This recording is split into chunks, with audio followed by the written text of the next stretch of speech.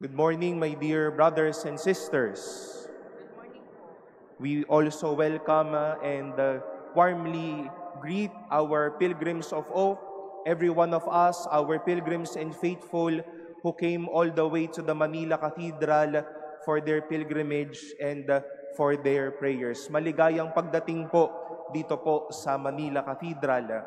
And we are now on our second week of our Lenten journey, and hopefully we are still doing well, doing our preparations well, praying well, going and recoursing to the sacraments well, so that we can experience and celebrate Easter with much joy and with much devotion.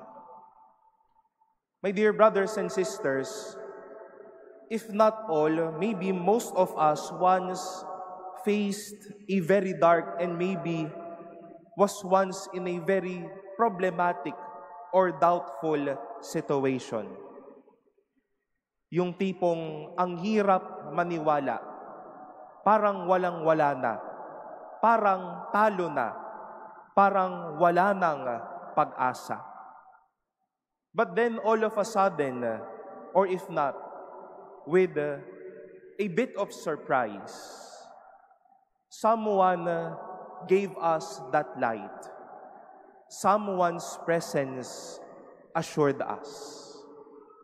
Susuko na tayo pero pinalakas tayo ng taong ito.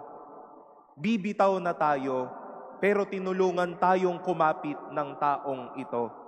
Aayaw na, pero uudyukin at sasabihin tayong magtuloy mula at sabi ng taong ito. That can be life. And that is maybe our life.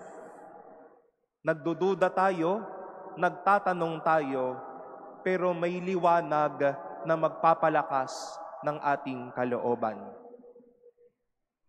You know, if we will try to see the experiences of Abraham and of these three apostles, Peter, James, and John, all of them were in that experience of darkness.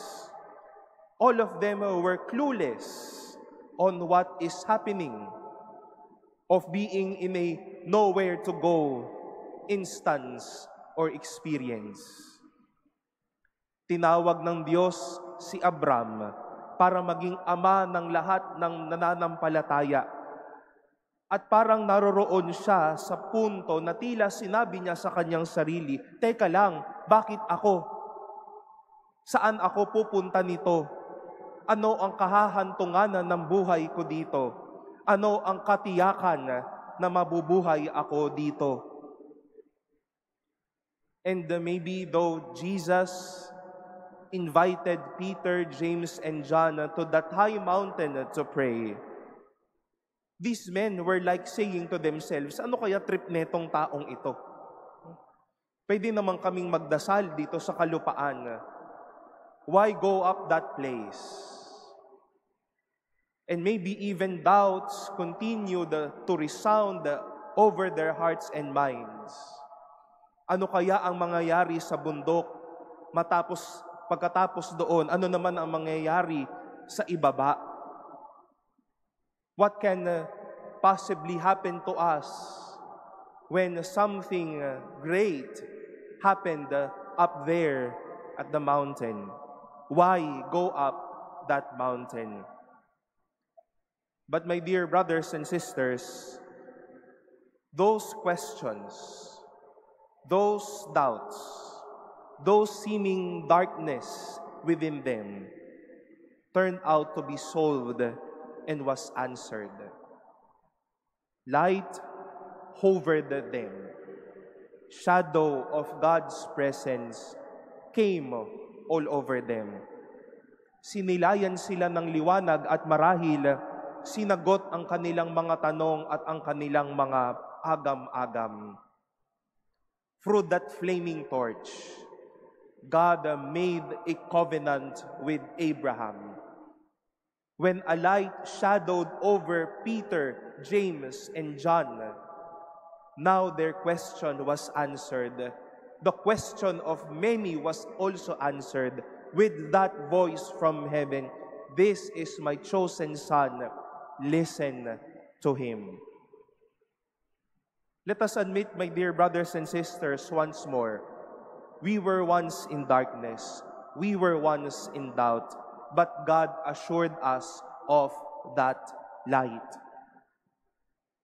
Marahil sinabi na natin sa ating sarili, ito na marahil yung punto ng kasaysayan ng buhay natin bilang tao na pinakamadilim. Maybe as a Filipino community, we've seen many instances, many experiences that this country was in darkness. Leaders were fighting off to each other. Communities were fighting off to each other as well. Our faith was also tested.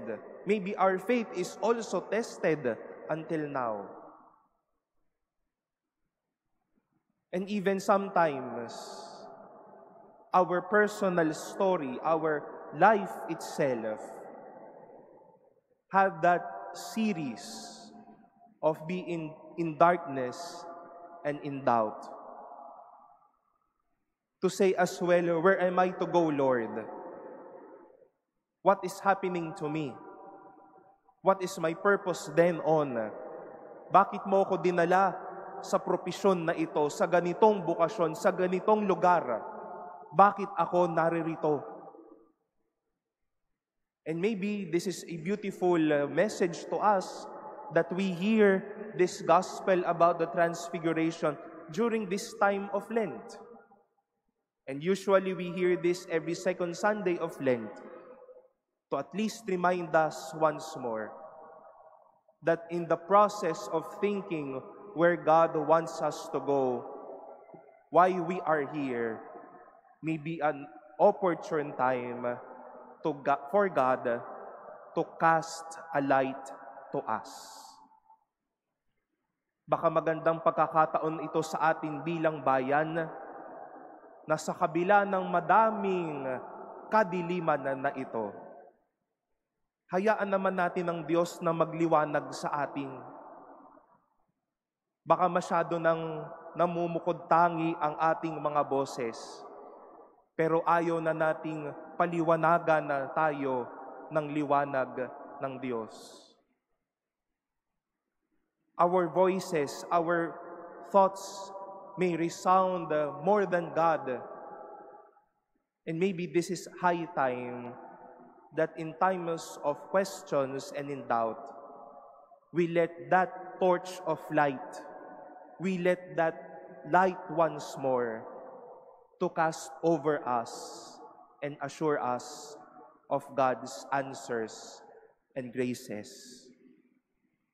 My beloved brothers and sisters, during this time of Lent and every day of our lives, we will be in doubt, we will be in questions, and we will be in darkness. And let that light of Christ, assure us of God's promise and God's love. When in darkness and in doubt, let that light assure you of God's love and God's promise. Nakita nating itong naging totoo kina Abraham, San Pedro, San Juan, at Santiago. That after their questions, after that darkness, after that doubt, light came all over them. Questions got unanswered. Doubt turned to faith. And it is the desire of St. Paul to us that God wishes to share this glory with us. That us, pilgrims of hope, won't be pilgrims in darkness, pilgrims of doubt, people of questions and inhibitions, but people of light, people given clarity, and people granted blessings by our loving God.